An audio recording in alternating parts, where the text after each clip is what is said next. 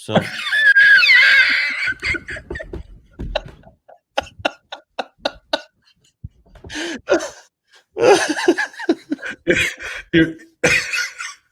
And it's a complete and absolute shit show every day at Orange. Viking stormed the Capitol. It's like another day in the Thunderdome, man. We're actually in the 13th month of 2020.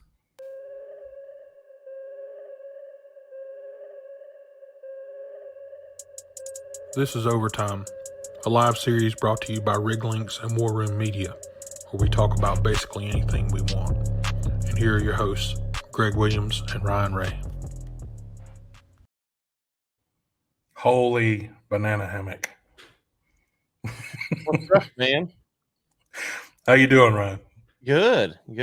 I am, well, like I told you last week, I'm kind of soft. And so we had some snow over the weekend. And thankfully, it wasn't the wind blowing. And so it was like 37 with snow. We got like 4 or 5 inches. And so it was nice. But the wind went blowing. So it was, for a softy like me, I could even go out there and run around and enjoy it. I saw some of those softy photos, man. Oh, yeah. All around Louisiana. And yeah. Well, it is what it is. So I can't deny the truth. How about you? It's been a wild week. You're still undisclosed location? Yep, still undisclosed location for another 5-6 days. That's probably a good thing. I mean, next time we do this, I will hopefully be in sunny Houston. So I might suggest, but I'm okay, even if it's not sunny. I might just stay away. Stay wherever you are.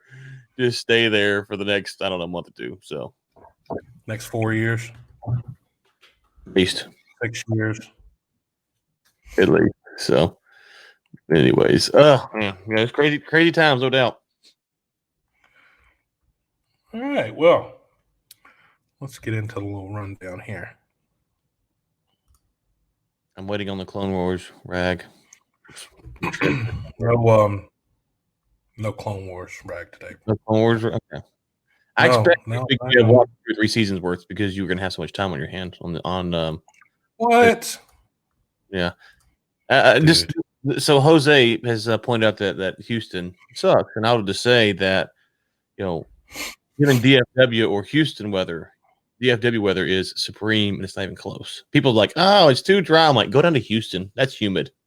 Because it's too dry, it's too humid here in Dallas. It's like, go down to Houston. That's humid. Go to Midland. That's dry. Right here is just like, growing up in Louisiana was like I grew up in Northeast Louisiana, so it's like like a sauna every day, and so I don't miss it. I like the DFW. Man, we got folks pouring in here. Man, there's definitely other places in the world that sucks worse than Houston. I'm gonna just okay. I mean, yes. Okay. I mean, I think there's categories of what sucks. I mean, It's not like I think Houston is probably like, I don't know. I wouldn't say it's on the upper echelon of suck, but it's like it's I particularly, out of all of the larger metropolitan cities that I've been to and areas, I actually don't mind Houston.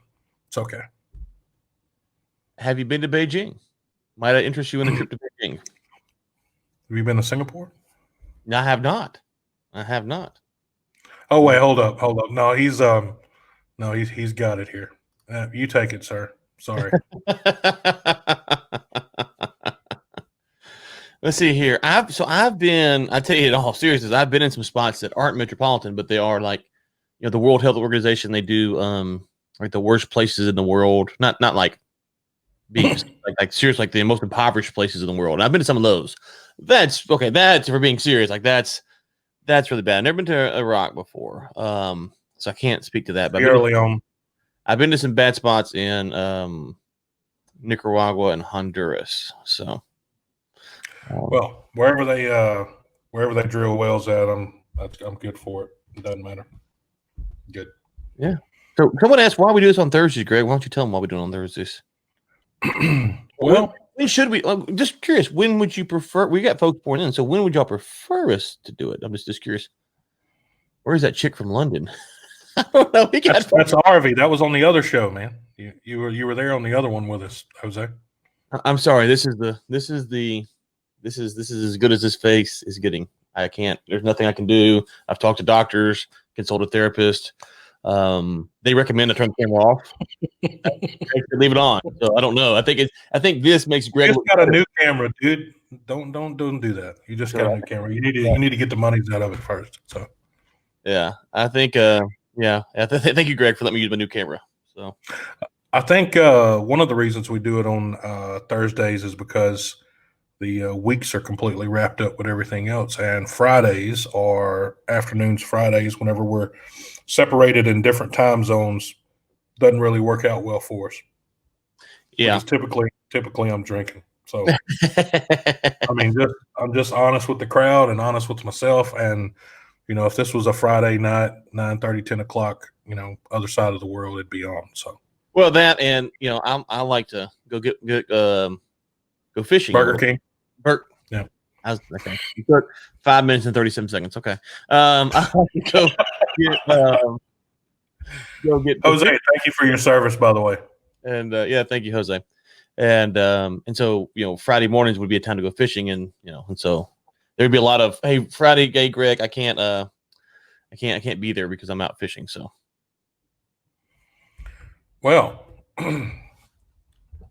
we need to do maybe one rundown while we're fishing. That would be good. Now, hey, we need to We need to do a live podcast while we're fishing. That would be good. Or a live LinkedIn show. Or Jose, live Facebook. Whatever. Thank you for engaging, Jose. We love the feedback. So we can't get to them all, obviously, but the more the merrier. That's exactly right. So we'll talk about Ryan's favorite topic there. We kick off with the oil prices. Wow. This show hates me. Yeah. This show hates me. Well, hey, we try our best. We'll talk about the U.S. production 2020 and 2021. And kind of what the oil and gas did during the pandemic. That was Mr. David's article. It was a fantastic article. I appreciated reading it a lot. It was good. For those that don't know, the Saudis in their $500 billion carbon-free city. Who has the longest pipe, Ryan? So we got some I don't know LinkedIn. Crazy football play names. I thought that was pretty cool. I figured we'd share that with the public. Briefly, when I say briefly, I don't mean 11 o'clock getting off of here, but briefly speak about Amazon and Parler just a little bit.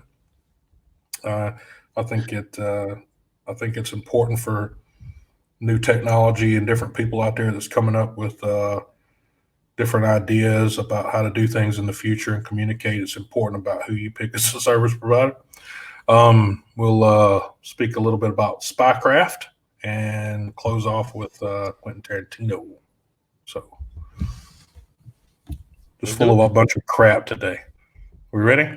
Let's do it. All right. Let's see there.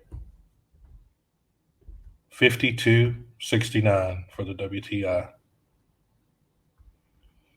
Brent is 55.54. It's pretty close together there, right? Mm-hmm. I think they're lovely. I think the oil prices are fantastic. I think they're probably lovely. More indicative to what it actual is happening in the market. So, yeah. There's no inflation in the market. The prices aren't overly hyped. I think this is exactly where the price of oil should be. That's what I think, Greg. What do you think?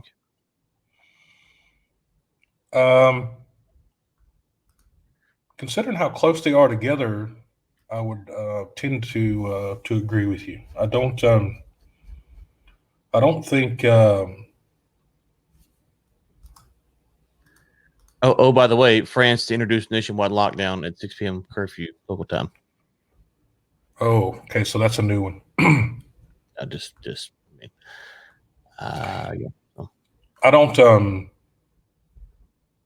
I think where it's at, I think has a lot to do with the tail end of some of the things. The market, though, in general. I mean, even whenever you're talking about, even the stock market, the energy futures are looking decent. I mean, it's not I mean, I don't know. Is this all hinging on what's going on with the U.S.? No, but is it playing around in his backyard? Yeah. You know me, I'm concerned. I can't make sense of it, but I'm going to be the Ryan positive. says it's going to be $70 tomorrow. Yes, I'm predicting 70 by the end of the week. We are um I am the bull of the bulls today. $70. I just, Greg, I look at the stock market and I look at the stock market saying it's up lovely. The corporations are killing it. And then I look at Congress. Congress is saying that we need to give out more stimmies. We need more stimmies to go around. And then you look at the did you see the jobs report today? I didn't. No. Pull it up real quick. Hey, everyone. Let's see. Yes, Oklahoma, Maybe employment. Oman. Let's see. Kuwait. Yeah. Well, okay. I apologize, Greg. I don't have it right here, and I can't find it. Jobless. There it is. Jobless claims. Jobless claims surged to 5-month high. That was 2 hours ago from Market Watch. 5-month high. 5-month high. But don't worry, nothing to see here. It was 5 months ago. 5 months ago was when we were in the middle of the highest part of the pandemic, were we not? But And so let's see here. I can see this in private chat, can I? Okay. There it is. So if you want to pull it up, you don't have to, but if you do, there it is. So essentially, it says the number of Americans who applied for jobless benefits soared in early January to a 5-month high to nearly 1 million as more workers lost their job due to business closures and restrictions to combat the winter resurgence of the coronavirus pandemic. So I mean, hey, Oklahoma. I think those numbers may be a bit inflated as well. I mean, you think that's jobless numbers? We got to think the PPP money has officially run out. I know they're talking about re-upping it, but all the PPP money was extended to the end of the year, and so any businesses that were only living off of PPP, they're going to now suffer. So we don't know what percentage that is or isn't, but it's not surprising that. So initially, it was like an 8-week PPP plan, right, and then it went to the end of the year or 16 weeks and then end of the year. So all the PPP money is now exhausted. You can't. Okay, you could theoretically keep using it, but you're paying a loan. So if you're going to give it, if you're going to use it and have it forgiven, that's exhausted, which I'd assume is probably most of the funds or a good portion of the funds. And so those companies, I agree with that. Yeah. So if you use the money and you thought, well, I'm going to use the money to get to the end of the year, and then you didn't make it, you're going to see some of this stuff. And so someone's saying the PPP is on again, right? They have passed the second round, but to my knowledge, I don't think they funded that yet. Maybe they have. I'm not sure. I haven't followed the second bill, but even if you can get a second bill, everyone can't get one. Everyone won't one. I can't speak today, and so WANT. What's that? WANT want. Want. Thank you. Yeah. Jose, you got some good comments, my man. You are definitely bored at the moment. I do appreciate your attendance to this show. If it wasn't for you and the good comments, I don't know what we would do at the moment. Buddy, jump in there. All right. Moving on. Sorry, before we move on, but I did have just a couple of things to say. That last week we talked about the Saudi cut and how things, affected in the sentiment in the U.S. side of things. But do they ramp up based on thoughts from the last meeting, or do they keep a more reserved approach? And how it looks like they're going to take a more reserved approach, I think. What do you think? Say that last part again. No, I said I think they're going to take a more reserved approach. Now, I did see where they made a comment about using some of the U.S. shale to backfill some of the production. Mm-hmm. Did you read that? Yeah, I haven't seen the article, but I've seen some online discussion about what might happen.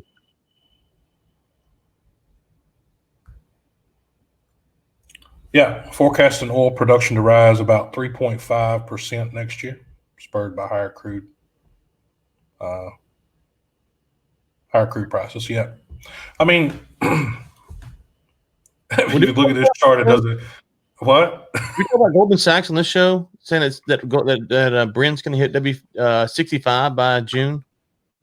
No, we didn't talk about that, but that's wild, though. Right. So, EIA sees U.S. petroleum demand this year at 19.51 million versus 19.79 million previously forecasted. Global supply for 2021 will average 97.13 million barrels a day versus 97.42 previously. World demand is seen at 97.8 million, down. Actually, they have that backwards, Mr. Bloomberg. World demand is seen at 97.8 million, down from prior forecast of 98.2. Oh, wait, sorry, they were right.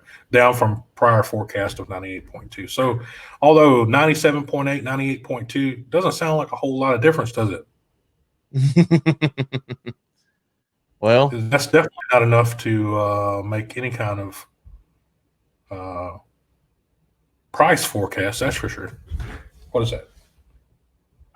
You know, I wish I had that. I wish I just had the difference of that in my bank. That's well. I'd take the half of the difference of that in a bank. Yeah, for sure. So my question here is, how long will that last, you think? Which part?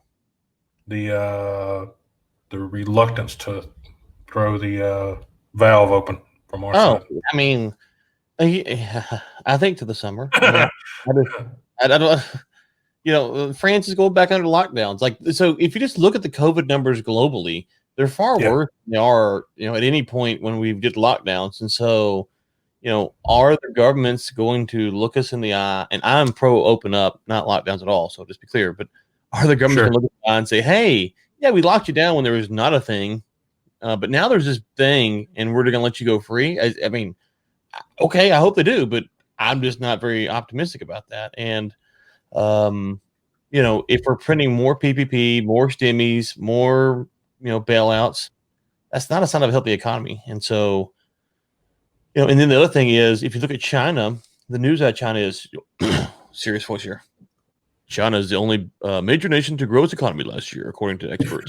Okay, that's what you read, and then you read about the Chinese debt problem, and you're like, I'm not sure either of these things are true at this point. And so, so I don't know, Greg.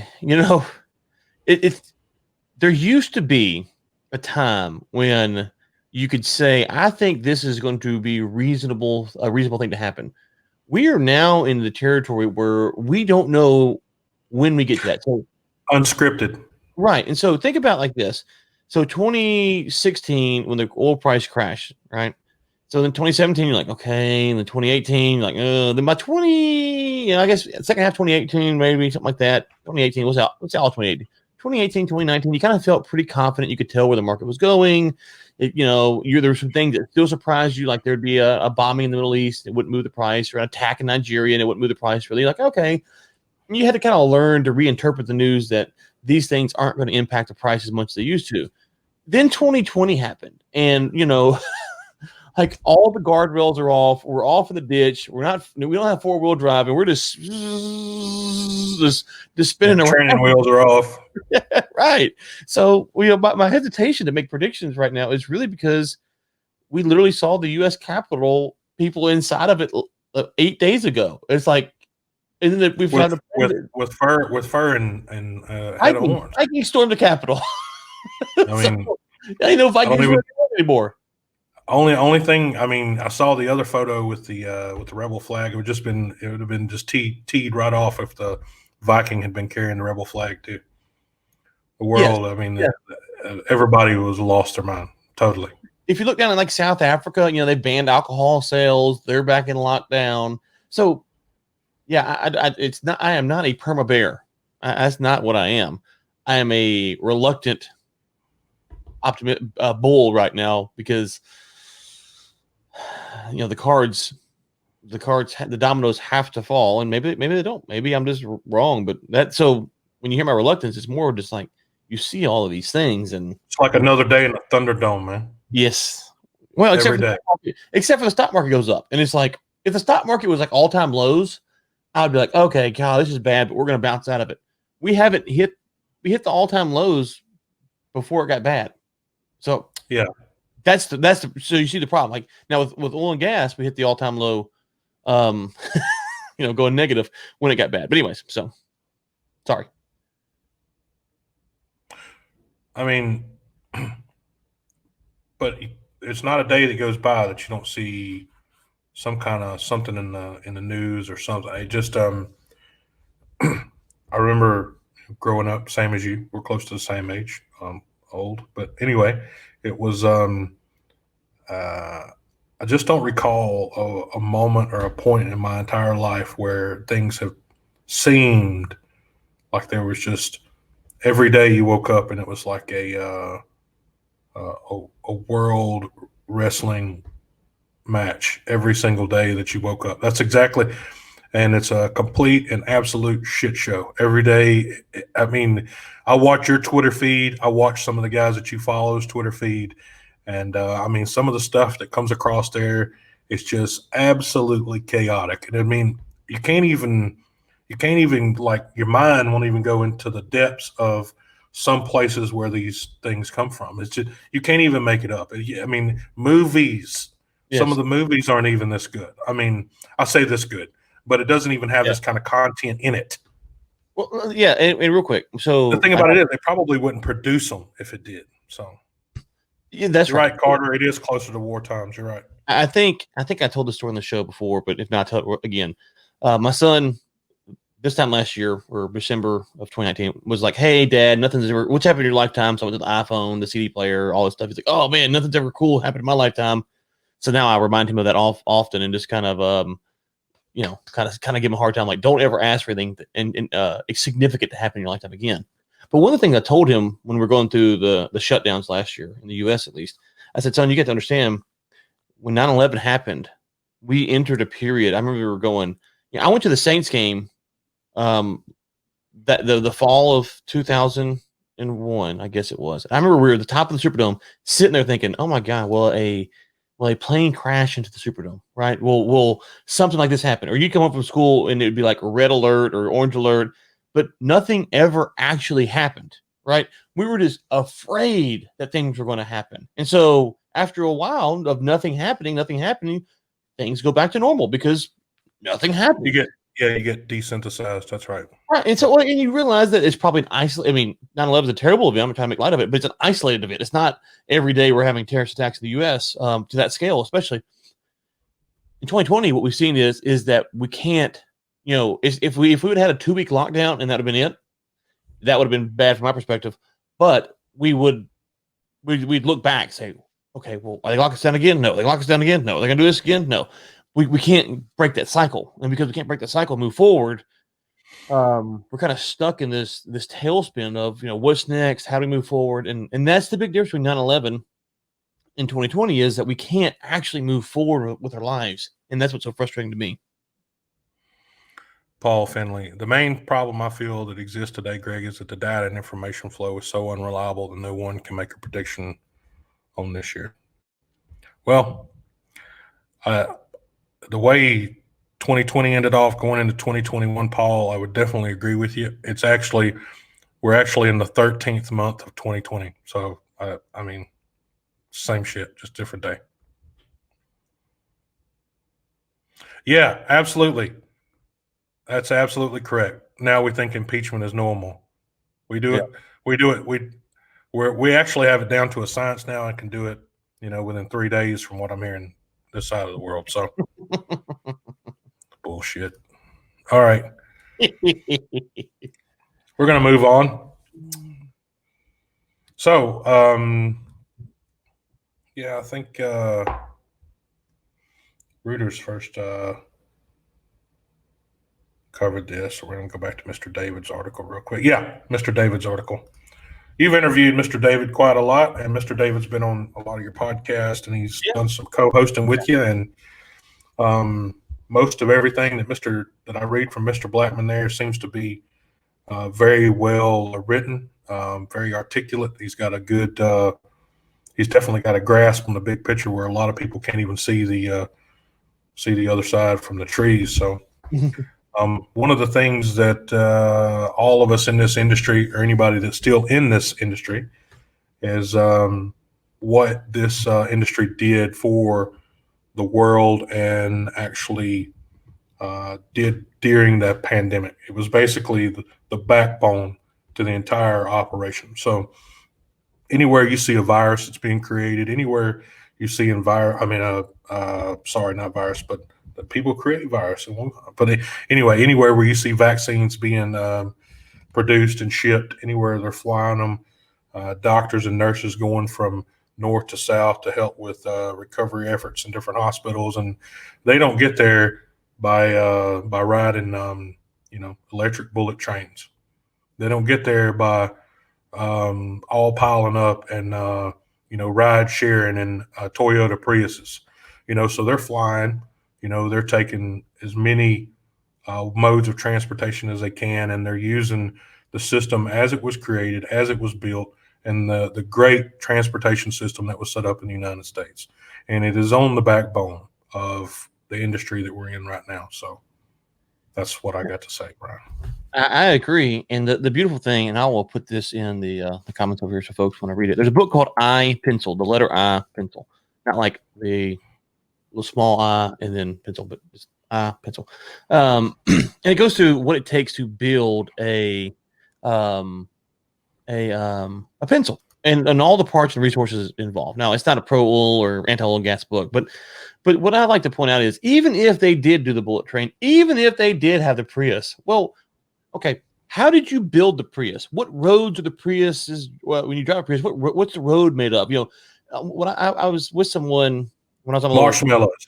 Yes, marshmallows. That's exactly. Which probably come from oil and gas. But, when I was on a little cross country tour a month or two back, or before the election, I guess it was now, and I come across people in oil and gas would come up from time to time, and they'd say, "Well, we're killing the environment," and we'd be on the street in a corner somewhere talking. And I'd say, "Well, look around. What percentage of this stuff comes from oil and gas? Because there is no oil rigs, there's no gas stations. We're in downtown of big cities, New York, Philly, Cleveland, stuff like that. So there's no oil and gas things in sight that you would think oil and gas." And they go, "Oh, I don't know, 10, 15%. I'm like, 100. The answer was 100. And they'd be like, "What do you mean?" And so I kind of explained it to them loosely. And they'd be like, "Oh, okay, well, let's talk about the penguins or something." But to Blackman's point with the COVID, whatever you come on the COVID issue, wherever you come on the vaccine issue, the oil and gas is the winner here because we are we're the ones that empower this stuff. And I used to say it like this: right now in the world, somewhere, there is a helicopter with a heart in it, on a little ice chest, going from spot A to spot B. It's going to save a life. That is because of oil and gas. Yep. And so we'd save lives. And so whether it's COVID, heart transplants, or the ambulance or whatever, it's just a fact. We're not frontline workers like that, but it's just we enabled them to do their job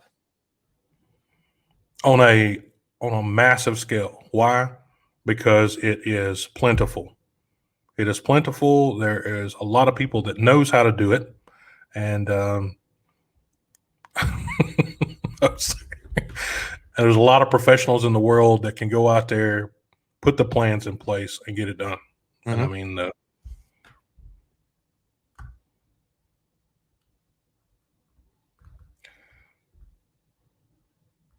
but he says at the end there, but of course, the reality about the oil and gas business is that that the less it is discussed in the media, the better it is working for all of us. I agree 150,000%, Mr. Blackman. In the context of this COVID-19 pandemic, American consumers should be very happy. They've hardly had to think about oil and natural gas and the related plants, factories, and supply chains at all, because if you were talking about it in that context, that would mean you've been doing without it. And that is one deprivation that Americans have not had to bear. So, well, we talk about, we're joking earlier about places that we about Houston, or places you don't want to be that are worse than Houston. Those places do not have a lot of oil and gas.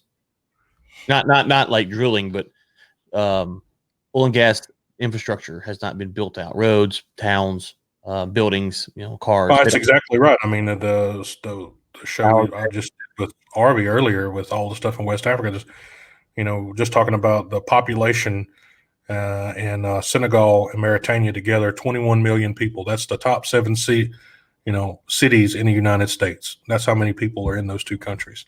So, and I mean, you're talking, probably 50, 60% of those people don't even have power. 70% of those people don't even have power, running water, nothing. Don't even have roads to walk on. So, I mean, yeah, I mean,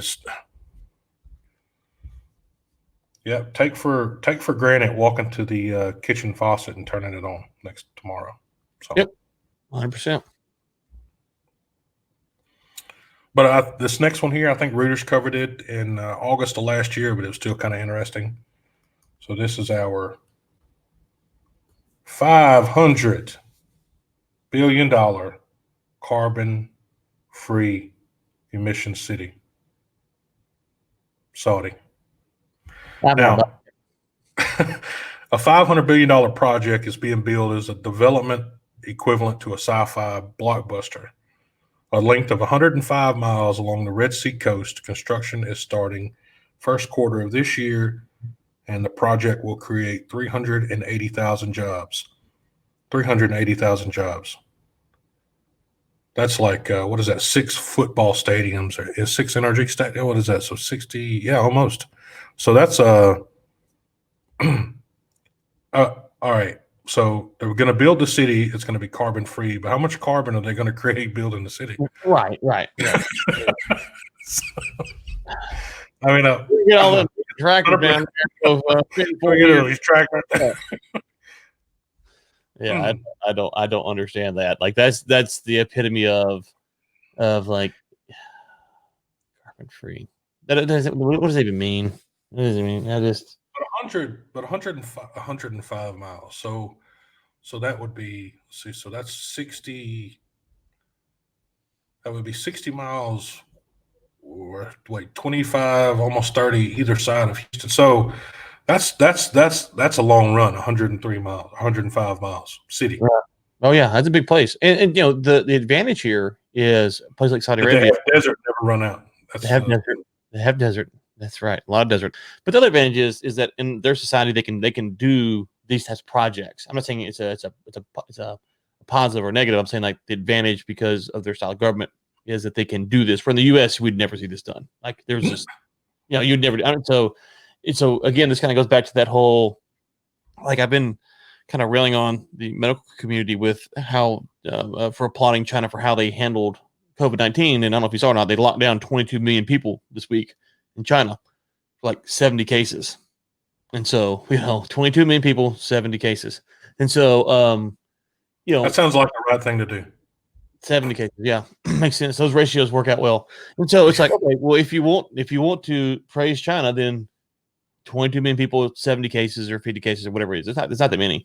It's like, okay, that's what you want. If you want to build a carbon-free 105-mile long city, then you have to have this government. And so people just presume that you can have all of these things in one country. And that's just not how it works. There are trade-offs. If you want to shut down the virus, like with the iron hammer, then you have to live in a communist state because that's the only way that you can do it. If you want to build a big 105-mile wild carbon city, you got to live in Saudi Arabia where they own the land. You don't own the land. They own it. And I remember talking to some folks from Saudi Arabia one time, Greg, and I was asking them, how they handled relocation. And he said, well, if we find the oil in a village, what we'll do is we'll basically just move it. Move the whole village. Yeah. He said, well, the king will pay them something, and then they'll just build a different village somewhere else, and we'll just move those people from A to B. Okay. I've never actually dug into or looked at how the the wealth, if any, is distributed. much different than Brunei, because Brunei shares a percentage of the wealth of the country with the citizens of the country. So a little bit different situation. I'm not sure what Saudi does. I know it's different for Brunei, but well, I don't know if they share is anything.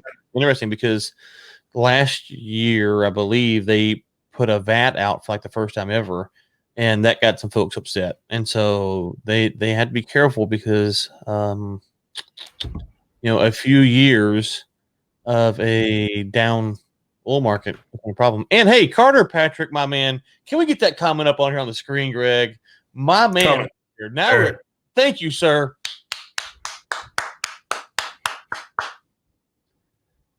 No, you don't. Thank you for pointing that out. Yeah, and if you don't believe that, then don't pay it and see what happens. Yeah. And here's I point this out to people. So if you have a mortgage, who pays the taxes on your land with the mortgage? The bank does. The mortgage company does. Why? Because if you don't pay your taxes and you don't pay your mortgage, guess who comes and gets it first? The state or the county, whatever. Not the bank. So the bank pays your taxes because they know who actually owns it. So it is a fair point. Obviously, we have more rights than you do in Saudi Arabia or China, stuff like that. But yes, as long as you have a property tax, effectively, you're just paying rent on it long term. So rent long term. And as long as you're paying your property tax, they can't come kick you off of it legally. Well, until they want to put a pipeline or build a wall or a carbon-free city. That's it. But I mean, typically in the U.S., that's whenever some money comes along and you have a different, it's a different conversation than it is whenever they find oil in your village and they move your whole village. It's a little bit different there. I don't think you get anything other than a relocated village out of the deal. So you're already on the payroll to begin with, so you can't get a whole lot more. Exactly. All right, so we're going to talk about who's got the biggest pipe. This is a dangerous conversation.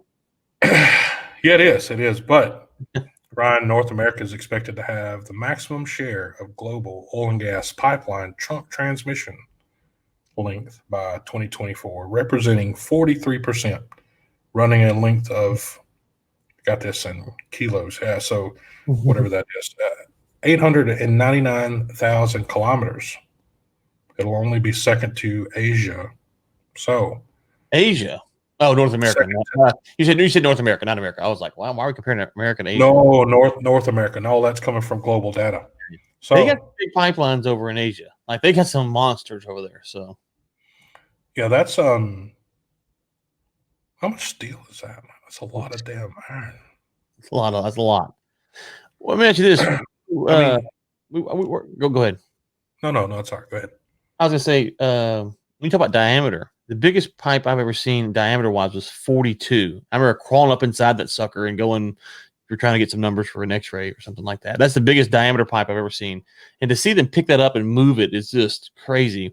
What's the biggest? I know in some of these Asian projects, maybe in the U.S. as well, they have 60. You've seen 60. So I've seen water pipe from a distance like that. I think it's 60 or 72 maybe, but I've never been able to like get up close and walk inside. There is some the salt domes in parts of South down close to New Orleans where they were doing some of the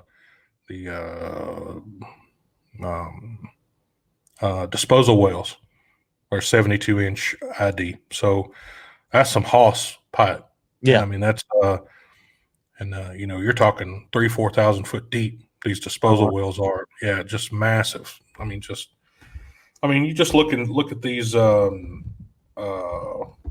bits they use doing these doing some of these tunnels where these drilling through some of these mountains and stuff. I mean, those things are massive. Yeah.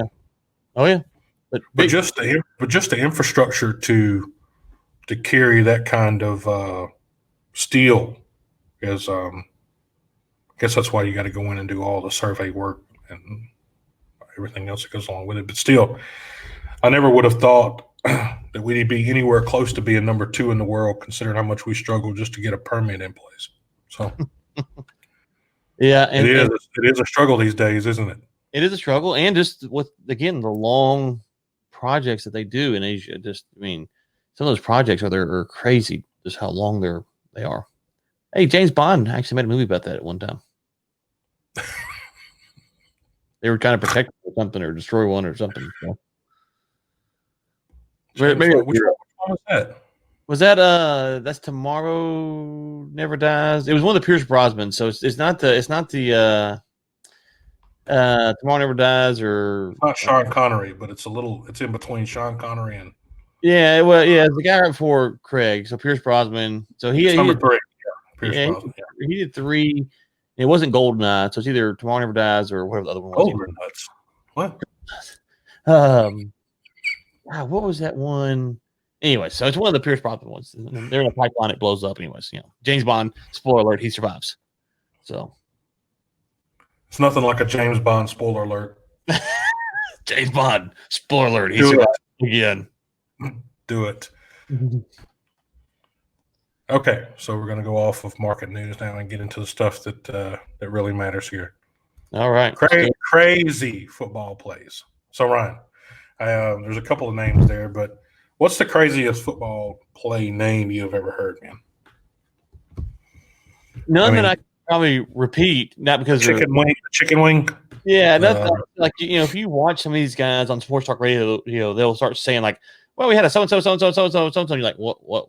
Hold on, what was that again?" So they got the John Gruden, which is the spider 2Y banana or something like that, and so banana hammock. Yeah, you got the fumble Ruski, obviously, which everyone knows of. Statue of Liberty. So I don't know what you got. So I come across this one the other day, but it was this one here called Catch and Release. Mm-hmm. Smoked sausage. Stampede Right. Smoked sausages would be a hard no for me, but Stampede Right. Ferrari Right. But these are actual plays that the Chiefs have been calling. Okay, really? So yeah. So I guess I struggle with this. Is this shit not supposed to be secret? I mean, they got it right here. Yeah, I don't know. I wondered about that too. How much of that's just for show and how much of that is they really, I mean, I don't know, but that's the Ferrari right, from what I understand, that we're watching there. Huh. So, okay. I've always been the guy. I've always been under the assumption that this stuff was like the most top secret stuff in the world. Well, have you seen the cards that they'll hold up? Yeah, those would crack me up. So I pulled up some of those, and there's like a 4, a Pac-Man, some dude, and a Red Sox ring. It's like, what does that mean? What does that mean? Let's see. Here's another to you. And you're like, what does that even mean? So those are like, if you scroll through these are what I would say are the weirdest things, because it's like, what in the heck is this? I don't even know. And so, well, first off, okay, that's a good okay. So there's Hungry Pig Right. Yes. So Pig left. I mean, Pig obviously being the football, I would think. I hope. But I mean, these names. But again, go back to the point that that I think it's supposed to be secret. I don't know. Can you pull that one I sent you up, or is it too much of a pain? Which one is it? Look at your private chat up there. It's the second article. Oh yeah. There we go. Yeah.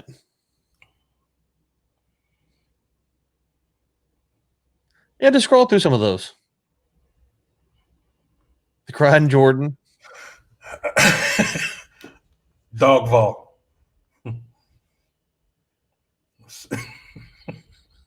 Tupac, College Game Day, and the whatever the purple emoji is, I don't even know what that's called. Devil Park #1 College Game Day. Yeah, I don't know. Here's Clemson's. Here's one of Clemson's from this year's national championship game. if you go on down, scroll down to the about the bottom of the article, close to the bottom, they have a bunch of them right there. Oh, there's tons of these things. There's a Pac-Man one. Yeah, the Macho Man, the Reds, you know. Some of them almost look photoshopped, don't they? Yeah. Well, is that the Red Sox ring? It's the Red Sox ring, yeah. Masters. Yeah. They went all out with that one in the bottom there, didn't they? Yeah, they got the spin the wheel thing or something. Nike popcorn, boxing gloves. What is that? That's a deck of cards, spades, Gatorade bottle, nuclear bomb.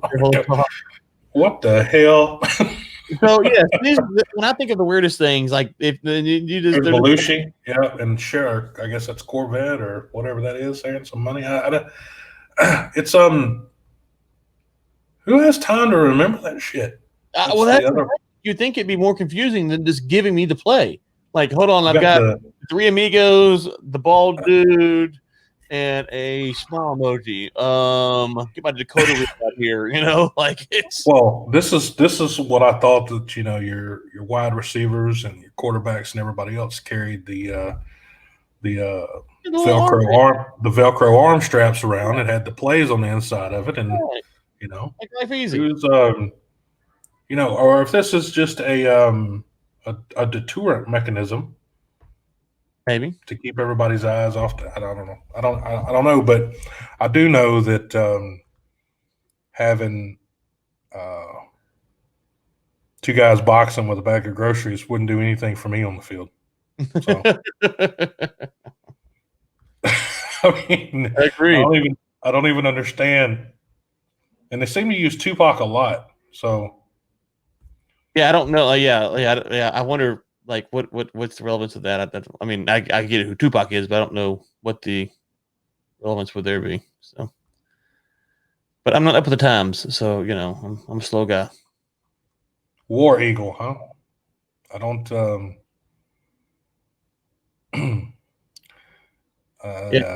Scroll down about half war. Right. Yeah, any of these. Look at these. This like it's Apple, Snapchat, 100% Saints. It's just crazy. So, anyways, I don't know how to judge any of that stuff. I don't either, but I'm going to take a note now and start looking some of this stuff up. Maybe I'll do a play card next week. All right. Oh boy, we're in trouble. Come up with some play cards in the style of college football, because it looks like college football is the only one that can do this. Yeah, it's definitely a college football thing.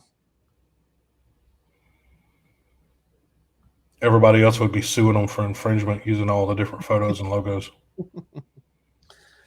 That's funny. The greatest thing about it, and I mean, I'm just going to be straight up honest at the moment, is I don't see anybody kneeling. Hey,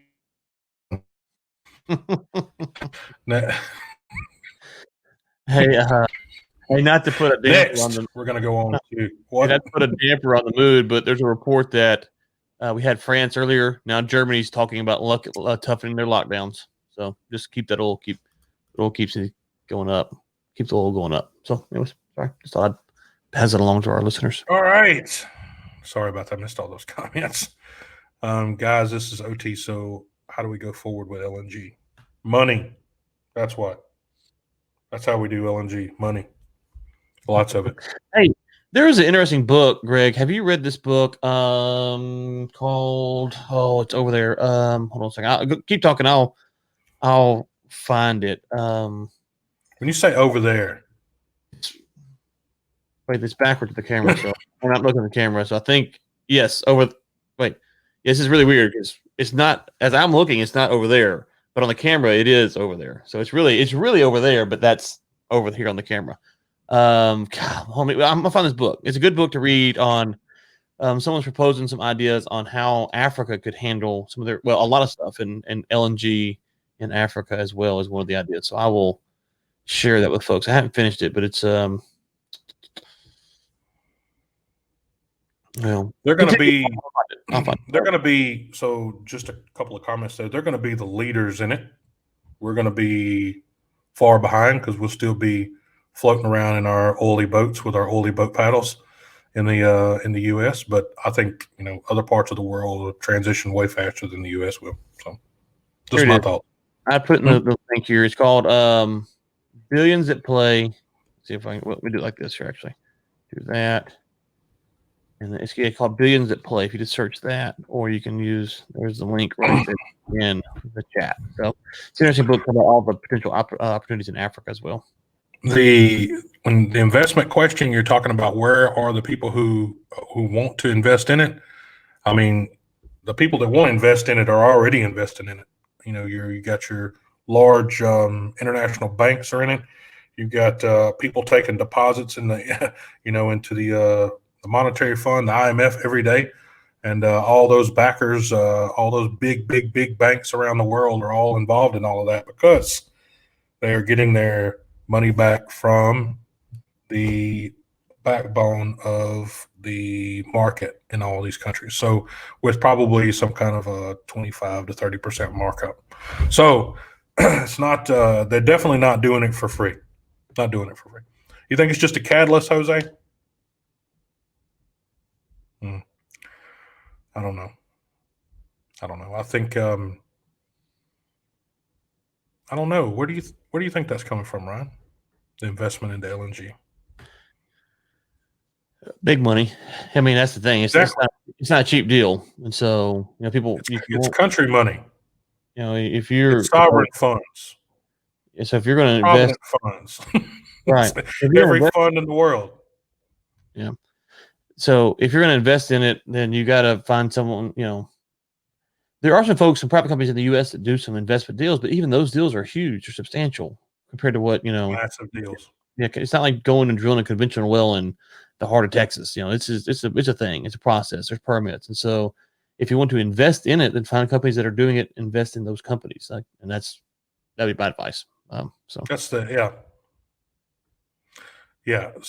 I mean, the closest I'll probably ever get to LNG is cranking up, cooking some fucking hot dogs on the weekend. But anyway, and a few burgers. But hey, I know it's I know there's for remote parts of the world, it is some technology that goes into that'll make it sustainable for people to actually have power. So there's a lot of goods to it, regardless how much it costs. And I'm not actually sure what the maintenance is on it. It's something I had never looked at, but either. I know oil and gas are the actual, cracking facilities and places like that. The maintenance is not cheap. So, right. Some other news, of course, this past week has been basically a shit show from one spectrum all the way to the other spectrum. But we're all aware of the mess with Parler and Amazon. So we are. I don't know what you're talking about. The whole world. Anyway, it's wild. I think. I mean, obviously the incident with the Capitol last week, but this one was a couple of days back. That's 11, so it's been 2-3 days. But of course, we know that Amazon is taking Parler, free speech app, networking app, off of their server. But looks like Parler's come back and said they're going to file this lawsuit, saying that Amazon didn't live up to their contract, stated 30 days notice before terminating their account. So, what are your thoughts here, Ryan, on this one? I have some too, so go ahead. Yeah. So, this is okay. This is one of these things that for me, I want to be careful because I am very much a free market libertarian, and so it's one of those things where I want to stick to my principles. I don't want to be just with the wind going and react the way I do. So I'm always careful. I try to be careful on these things like this. First off, let's just talk about Parler. Parler, what did you think was going to happen? Did you think that Amazon was ever going to have your back at any point in the time in the future? So that's a gap on Parler's fault. Like they should have known that Amazon's hypocrites, they're cowards, they're going to buckle under any pressure. And so that's that they kind of walked into it, and so that would be the first thing. Like you should have known better. One comment back to that real quick. They haven't buckled under the green environment thing. I mean, they're one of the only ones that didn't come out, big tech companies that didn't come out and say they were completely going against oil and gas when everybody else was. So they still had a bit of leeway in my book. They still had a couple empty pages so far, but they're quickly filling those pages up though. Well, listen, I'm not a AWS expert or a server expert or anything, but I would surmise that there's companies that are a lot smaller in name that can probably offer a similar service in AWS is just easier to access. So, warning to companies who want to do this, in the future, don't go with the big names because you can be found and punished. As for the contract termination, I don't know what the legality is there, so I can't speak to that. I do know that Parler's attorneys quit. Think about yes, that. they did. CEO Same day. Same day. Him. Okay, so the exact same day. I mean, okay, I'm not saying that the lawyer should be compelled to work for him, but again, lawyer, what did you think you were representing? Have you never logged on to Parler? And so all of this is this rank hypocrisy. I can get onto Twitter right now and find just about anything that's said on Parler on Twitter. I can get on Facebook. Gmail has been used to do all kinds of terrible things. These people are the worst of the worst. They're cowards. They're hypocrites. They're the scum of the earth. I have no respect for them. I don't care what they say. I don't tune in to hear Zuckerberg give a speech. I don't care. I'm going to rewind Ryan about 15, 20 seconds, and I'm going to say Parler's lawyers quit. So did they not know who they were representing by logging on to that? That's good. I mean, seriously. Seriously. All right. The reason I even brought this up, Lynx, of course, our little, look at this guy. Yeah. Anyway, we'll scroll past that, so we'll keep everybody's, damn it. We keep everybody's temper down, but they, Lynx, which of course is, a oil and gas social networking application. The best. Got a little over 4,200 people, I think, or so. I hadn't checked it this morning, but not to saying that we'll ever be in a position to where we get the rugs pulled out from underneath us, but we also are hosted on Amazon. Mm-hmm. So 60 to 70% of your online businesses are hosted by AWS. Sure. Twitter. Yeah. Right. So is hosted by AWS. Right.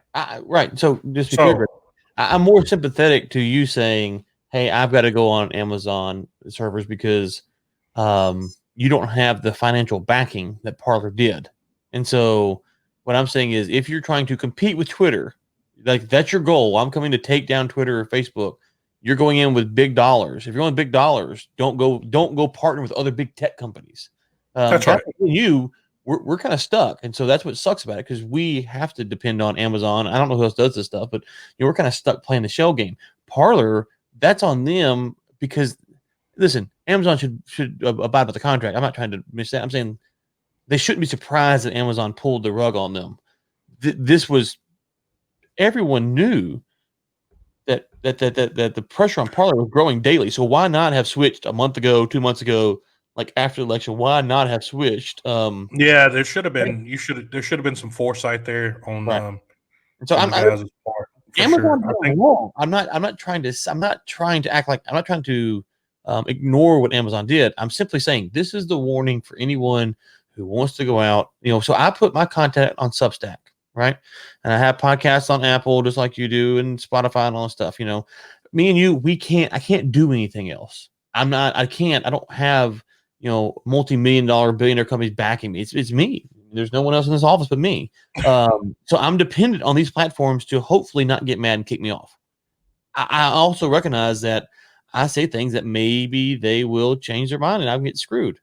However, if someone came to me and says, Ryan, we want to back your media company. We want to make sure that you have, hundreds of millions of people or tens of millions of people or whatever it is, millions upon millions instead of the thousands upon thousands.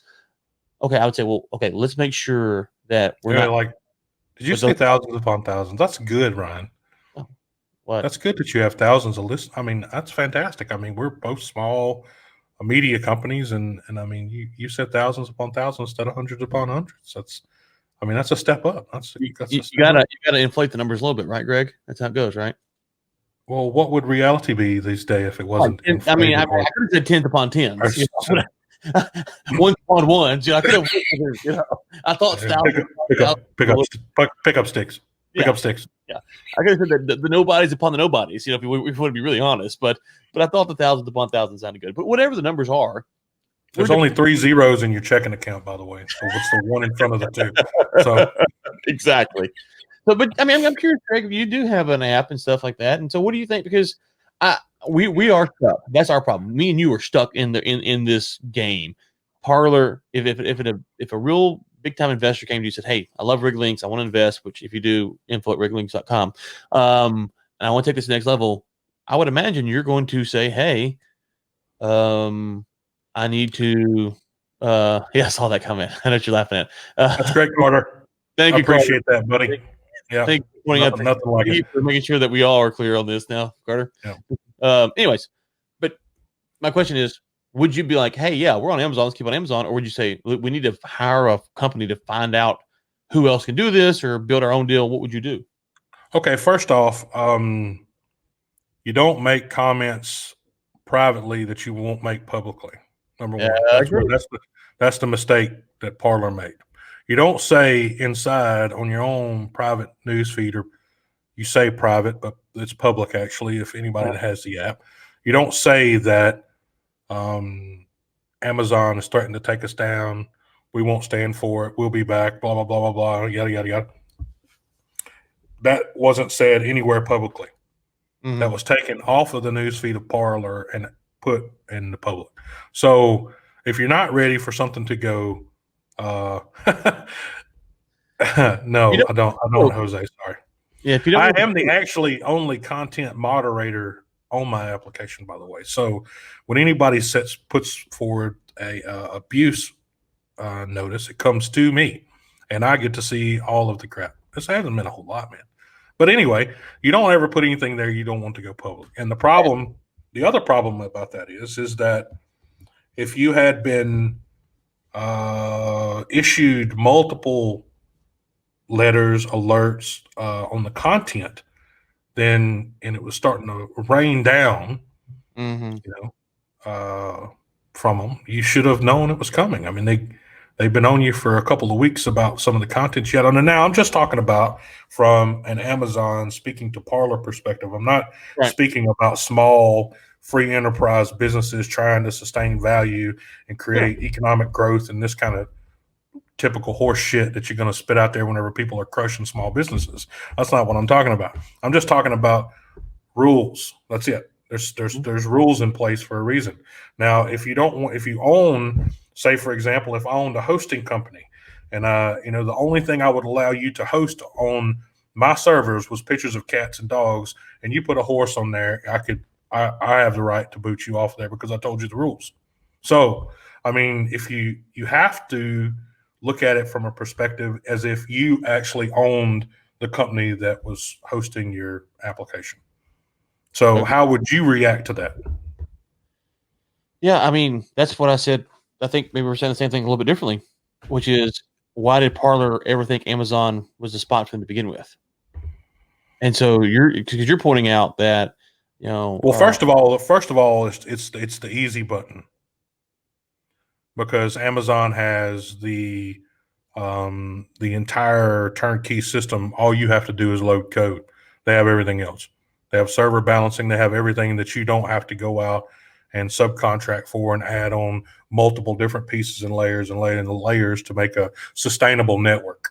I mean, Amazon, just with Lynx, I mean, since 2000, so that'd be November 2017, we've had, I think it's 99.7 or 99.8 uptime. Mm-hmm. So the servers have never been down on us. One time, I think it was 6 hours in 3 years. Mm-hmm. Now, I mean, even normal computers need maintenance, man. Right. They don't last forever. And I mean, so this stuff's located all around it. They have the architecture. They're running the world on it. So, I mean, I think, me personally, Ron, I think they do have, I think Parler has a case, and only because it's based on the 30 days of contract notice. Yeah. That's right. all. Yeah, no, so that's all. But it still doesn't say that I can't come snatch the plug on you. Right. It's still, I mean, does Does Bezos have enough money to take care of that in court? Of course he does. Well, So right. it doesn't. But is it setting a precedent? So But that, what? this is what, To yes. get your So, head out of your ass is the precedent. well, this is right. So this is important because what I'm saying is, if you look at it and say that AWS is trying to silence free speech, my only point to you is, oh, sure, okay, but this is not surprising. Big tech has been silencing free speech for some time. If you say AWS is easier to use than anywhere else in the world, I have no idea. You're the expert here, not me. Sure, but that also means that if you become dependent on them, what's going to happen? If you say, I mean, so whatever you say, I think there's no disagreement on a lot of things that would be said here. I don't want I don't want someone to be forced to force AWS to use their service, but I also don't think AWS should be able to break their contract overnight without repercussions. Now, the problem is AWS can cut the check. That's what people miss. AWS brought Amazon cut the service 30 days early because they can just cut the check, or they can fight it in court forever. And so that's Exactly. that's the There's frustrating no right, there's no ultimate repercussion setting up here for right. Amazon. So there's Yeah, no, nothing up here. that assuming that they didn't have a good reason in their contract to cut it immediately, which we don't know. There could be a legitimate violation of terms and services agreement that It said they grabbed 70 tera worth of stuff that was posted on all the news feeds, but I haven't seen any of it, so I don't know. I don't know. I just think that, you know, the frustrating thing for someone like me and you is that Parler. I don't know how many backers they have or how much money they had. It's more than I'm throwing around, and you realize just how fragile you are because I'm dependent on Substack, iTunes, Spreaker, Spotify. I'm dependent on all these apps. I can't LinkedIn. I can't do what I do without them, and I definitely don't have the money to go track down someone else because if I did, I would, but I don't, so I can't. So now you're, Right. which means, how risky are you in what you say? Because if the cord's pulled, then I got to go do something else because this is what I do. Well, I mean, it's going to push the boundaries of privacy policies again. It's going to push the boundaries of what you can put inside. The main thing, it also and just highlighting about what content is actually put inside of a application or a social media network is that now, I think they may have woke up a sleeping giant here. And now, if you're going to unplug me, now you get to be responsible for what's posted on the news feed. Well, real quick, But right now, you're under a protective act, right? to where you can't be sued for what's placed on the news feed. Now this is shining a completely different light on that. So, Well, this is what I didn't understand about Trump because he talked about revoking 230, and I don't know all the formalities involved with that, but he was talking about let's get it done, and of course, like a lot of things Trump says, he just said it, and there was never really any action on doing it, and people were like, "Oh my God, Donald's so stupid, they'll kick him off." It's like, okay, A, they're kicking him off anyways, but B, the threat to revoke them of 230 is the only card he has to keep them from kicking him off. Because, right, so as long as there's 230, theoretically they should let him stay on. But if there's no 230, they're gonna kick him off. But they're gonna kick him off anyways. Then he can threaten to pull it in hopes that they will leave him on. He didn't pull it, obviously. They kicked him off, and so he lost all the way around. And now we're coming to a different administration who, let's be honest, they're not going to be really concerned about any of these issues. no, they're not. I mean, but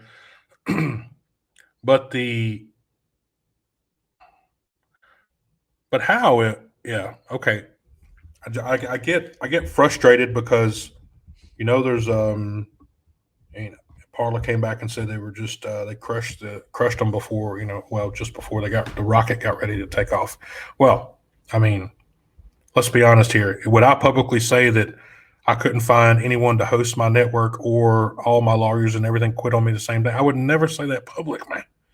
I would never say that public. It would be like the last thing that would come off my lips would be, I give up, because that's basically what it sounded like. It was like they were throwing the white flag in the air, looking for somebody to save them, and nobody come riding in on their horse, to take care of them. So I have a little different take on that. So I think Now, again, Greg and I are assuming that everything we're hearing is true. There's more nuance here. We just don't have the ability to figure out what nuance is. So we're just kind of taking everything at face value because that's all we can do.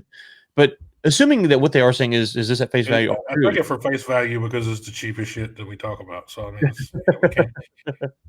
I don't have a degree, so I have to work. I don't agree. There we go. Two folks, no degrees. So think about it. Think of it. We have all those zeros behind that decimal, not in front. It's for the hundreds and hundreds of people who aren't listening. All 6 of you guys. All 6 of you guys. We're up to 8 now. So we. Anyways, Flick. Well, that's just on LinkedIn. That's not counting Twitter or Facebook or YouTube or whatever. Anyways, regardless. I think if you're Parler, and I don't know these guys at all, obviously, but there is something to be said, which is play the we've been pounded into submission card in hopes that some Peter Thiel or someone like that who was like, oh, these guys will make it. Like maybe they get motivated. Okay, I got to step in here now. I got to back these guys. I got to do this.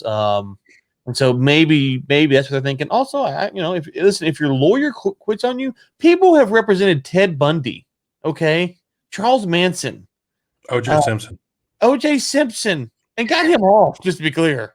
Okay? Yeah, let's just be honest. Let's be honest. And so, even terrible lawyers, Yeah, and I am for a very vigorous defense. I believe in that. Maybe they need to call Rudy. I mean, so.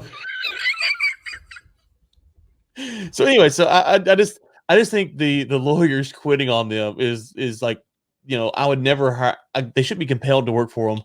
I think those names should be publicized because you would never want those people representing you because they're a coward to the highest degree.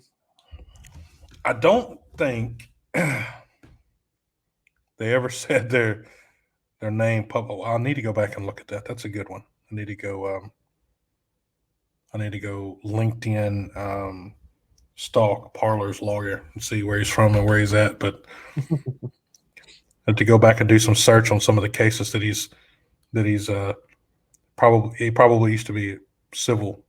But I mean, for me, I think it does, to wrap that conversation up. Number one, it tells you, hey, you need to have a backup plan B. Number two, when you're playing with the big boys, then you need to be ready for whatever comes down the pipe. So, if your backers were at who you thought they were, they're going to ride with you until the end. So it doesn't matter what Amazon does. Well, so they'll throw money. I mean, you're supposed to have. I mean, even Dreamstime wouldn't even host them, man. I mean, they're like number 2 or number 3. So I mean, there's they have. I mean, just what I'm saying here is, if you have a product and you need to have a way for that product, you need to pay attention to the regulations. You need to pay attention to the speed limit. You need to pay attention to the people that moderate it. You need to pay attention to the people that police it. You need to pay attention to the entire ecosphere there, and not just say, hey, I'm a free speech application. Hey, nothing's ever going to happen to me. Hey, I'm protected by the Constitution, because it's bullshit.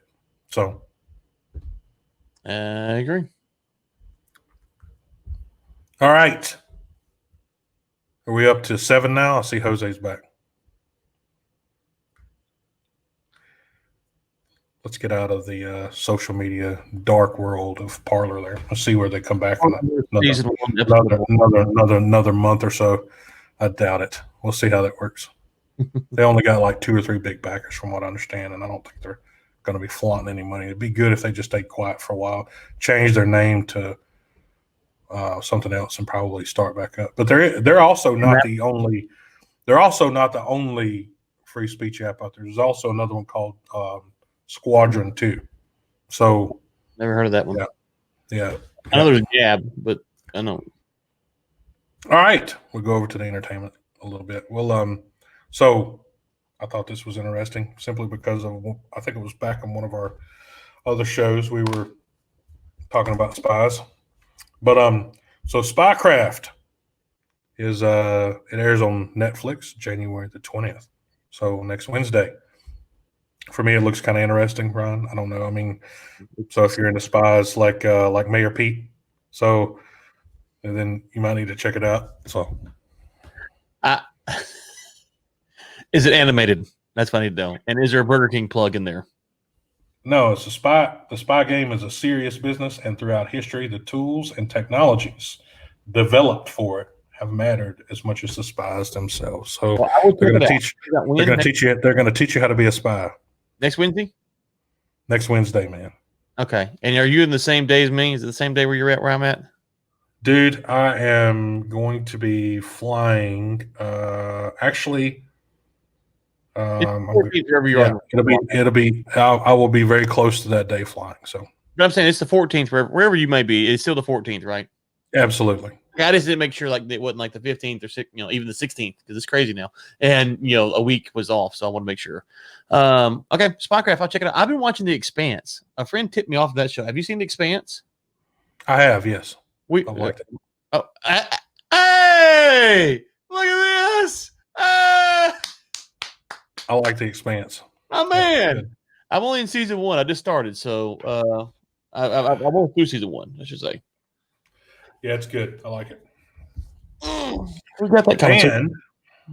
And just for a bit of nostalgia for anybody that's very interested, and those people that have subscriptions that actually don't use them or watch anything on them, HBO Max is bringing Reservoir Dogs and the Kill Bill Saga to I've never seen the Kill Bill saga. HBO Max on January the 20th as well. Can you tweet that link out there so I can check that out? Yeah, I will. Awesome. This is this vulture.com. So Okay, I'll check it out. it shows all the stuff streaming on HBO Max for January, and let's see. Yeah, all the stuff for January. But yeah, I think anybody that's okay, so there's Kill Bill Volume 1 and 2 on You the like Kill 16th. Bill? Me? Yeah, I never seen them. Oh man, they're epic, man. Really? They're epic. Okay, I'll check it out. Epic. Epic. I can't say I can't say enough. Again, I'm a huge Quentin Tarantino fan. I mean, I'm also I mean, I know Quentin Tarantino has his own public issues, but I know he's quite loud in public, and he gets stomped on by his dad a few times. But at the end of the day, Reservoir Dogs was probably the epitome of cult movies for me. Oh yeah. And I mean, it was just Kill Bill is okay because I like, but man, Reservoir Dogs, and probably next to that would be Pulp Fiction. So I've seen Reservoir Dogs a couple times, and I've seen Pulp Fiction a couple times. I've never seen Kill Bill, so I can't speak to that. Kill Bill's good, man. Kill Bill's good. That's it. You have this as a ringtone, though. That's it. I don't know what the relevance of it is. I liked it. No, that's her whenever she's a bit bloody and walking away from one of those kill scenes. But yeah, okay. I remember years ago I found it as a ringtone. I was like, that's a pretty good little tune there. And I never saw the movie, so it's also got David Carradine in it, man. Listen, I've been watching Star Wars, bro. Get off my back, okay? Hey, man. Hey, I just got this sent to me. Let me see here. I have to look it up real quick. It was, make sure I'm right here. Now, for those of you that have never. Hey, who's Randy Marsh? Some reference I'm getting made fun of, and I don't know. I need to know the reference here. Oh, it's off of South Park. I don't know who Randy Marsh So this is Ubisoft, which makes whole lots of games, has now partnered with Lucasfilms, and they are announcing a open world Star Wars adventure game on all the consoles. So I don't know when that is. I don't know when it's coming out. It just said 2021, but it's Ubisoft, Massive, and Lucasfilms. So if anybody out there has ever been involved with the Assassin's Creed line of games, so this would be the same type of open world exploration and kind of role play like Assassin's Creed. So, but it's Star Wars, not Assassin's Creed. So that's gonna be epic. Randy Marsh. I don't know. I don't watch the show, so I can't. I'm sure that's a derogatory. I don't get the reference. Sorry. So I don't know. You watch South Park? You want this dog? I mean, I don't know. I haven't seen very much South Park. I tried. Actually, someone has sent me the South Park Goes to China. That's him. That's in the jail there. Okay. Oh yeah. Yeah, that's pretty good. They've got Winnie the Pooh over there in the other jail or whatever it was. I can't remember. Yeah, someone sent me that clip. That's pretty funny. Well, okay, well, tip the hat then. I get made fun of so often. The world is going wild, right? You know, I was telling someone, I was on the phone with some friends the other day, and it was a three-way call that I kind of got looped into anyways, doesn't matter. And I was giving a hard time about, I was on the phone with one guy. He goes, "Hey, hold on a second." Yeah, right. He goes, "Hey, hold on a second." I said, "Okay." And then he clicks back over. He goes, "Hey, guess who's on the phone now?" And so whoever the person who called him, which is a mutual friend of ours, he's like, so we were all on the phone. And so I was like, it feels like a conspiracy against me, And they said, well, it would be hard. And so I started naming party line. Right. I said, well, you got the China stuff. And then, here's one thing I didn't tell, and this is not really a story behind it. It's just a fact. I met with the ambassador from Mali like 2 months before they had the coup. Like, I don't know if that's like, if I'm tied to that anyway. I'm not. I had nothing to do with it. But there are pictures out there. I thought about this. There's a coup. I met with him. Did you have your pocket knife on you? I didn't have nothing. I had nothing. I had nothing to do with the coup. I'm not for or against the coup, to be honest with you. I have no idea why there was a coup. But it's just funny because literally there's a picture of me with the guy, and then I don't think he was involved with it either, but it's just one of those weird connections. And so there's what were you doing? What were you meeting with the guy from Bollywood?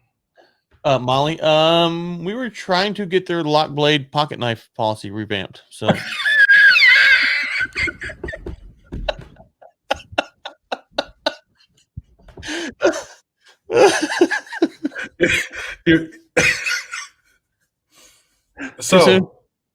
no, it was good. I mean, I figured you were going to get them to turn over on the intern in Pete's office. So, did you see that guy up there at the impeachment yesterday? I also see where Swalwell is also on the impeachment.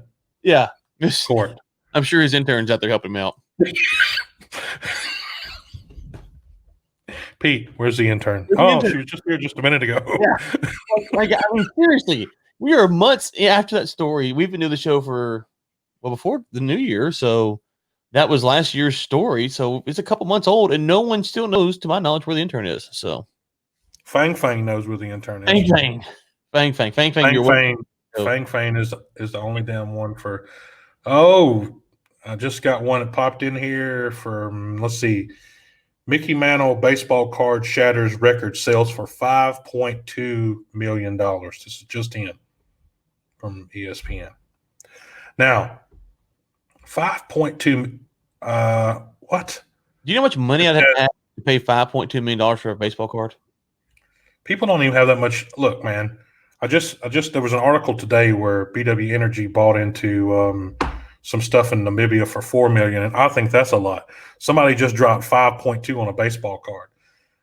Let's see, the 1952 Topps Mickey Mantle PSA 9, which is obviously it's almost a 10, but anyway, took the record from the one of one Mike Trout rookie that sold for $3.94 million in August. It's believed that there are only 6 PS9s of that Mantle card still in existence.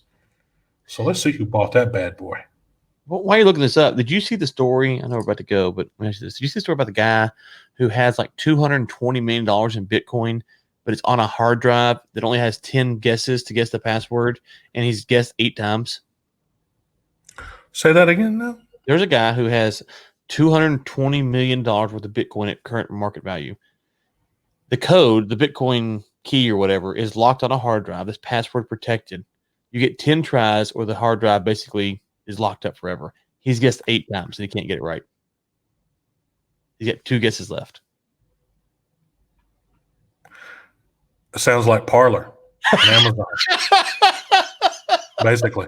I mean, so here's the question. You didn't plan your shit out very well. Yeah. Yes. So here's a serious question. You thought that was worthless. That's exactly why he forgot his password. Yeah. So here's a dead serious question.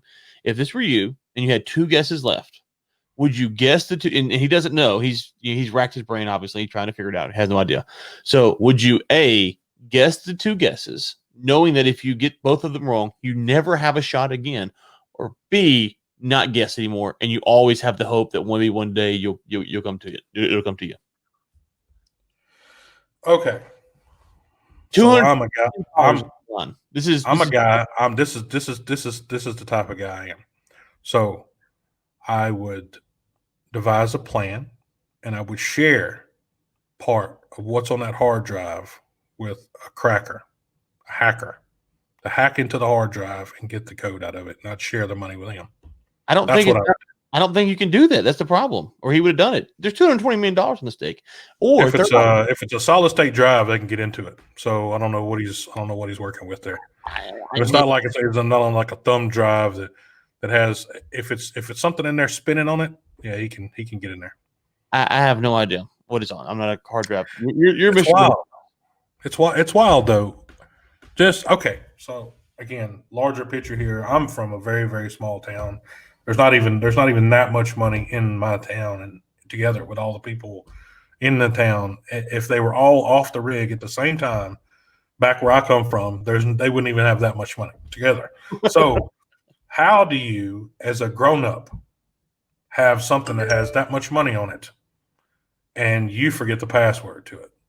He lost. Well, it's a 10. It's I don't know if you see these Bitcoin encryption. It's like a long deal. You can't remember it. It's like that's the point. It's too long to be remembered, I think. Well, okay.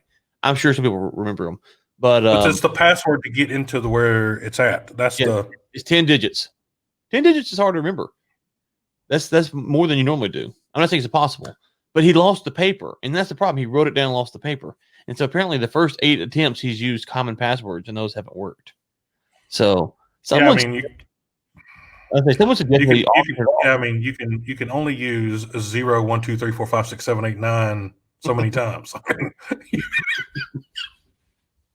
10, 200 and how much million? 220 at present Bitcoin value. So I wonder what it was when he actually lost the password. Probably not much. $12. The hard drive was probably worth more. Probably. So I don't know what I would do. I think I would not guess. Maybe there's a hacker. I'd be afraid to get the hacker in there because if it goes bad, then you're screwed up. There's something about once you guess those last 2 times, it's done. If assume that's true, then there's something about that I don't know. Well, you'd have to hire. Okay, so this is the you'd have to do one of those Ocean's 11 thing with it. You'd have to have a hacker. You'd have to have a sniper. You'd have to have a security guy. You'd have to have multiple people in multiple roles there to be able to take out the next guy standing beside him if it started going bad. So, well, the other thing is, I wonder if he's concerned if the hacker does hack it, the hacker hacks it, downloads the data, gives him like some bogus thing, and then goes cash out the Bitcoin in Venezuela or somewhere, and he never sees him again. So I don't know. It's a fascinating story, one that you might like. I thought cash it out in Venezuela. Well, you would own the country, right? You would, especially at the value at the moment. Right. But I'm just thinking about where you would get the power to actually to do to be able to trade the Bitcoin. So yeah, you would own the country and still have, I said 220 million, you'd still have 200 million left. So you'd be set for life. You might get Venezuela and a few other countries for a package deal. Duro, get yourself out of my seat. I wouldn't recommend saying that. I wouldn't go that far. I wouldn't get out of my seat. Yeah, that's But 5.2 Mickey Mantle card. Yep, I'll pass. Courtesy of Burke Communications. So I don't even know who bought it. It doesn't even say who bought it. That's what I wait. Hold on. The purchase marks yet another. Blah blah blah blah blah. Says Joey McGod. I've asked a 1960, 1917 Mickey Marthy, Joe Jackson. Yeah, yeah. And a PSA 10 Michael Jordan rookie card. Yeah, okay. Doesn't even say who bought it. It's probably bullshit. He's holding the card, but I don't know his name. It's not saying his name. There's probably a reason. Probably so. Whoa, sorry. Rob Go, the actor who acquired streetwear brand Dope in 2017, purchased a 52 Mickey Mantle card. Rob Go. Rob Go. You ever heard of that name before? Never in my life. Okay, we're just going to see who Rob Go is, man, real quick. Rob E-U-G-H.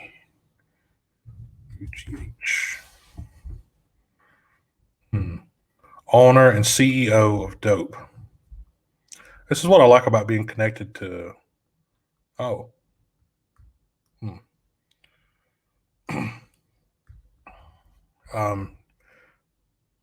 So many people on LinkedIn. Let's see. All right. Here is the guy that bought the $5.2 million Mickey Mantle card. Well, that's interesting. It's a lot of money. So dope. I guess it is. It's dope.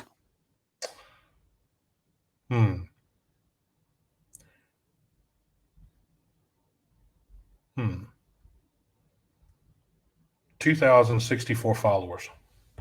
So just goes to show you, ladies and gentlemen, it doesn't matter.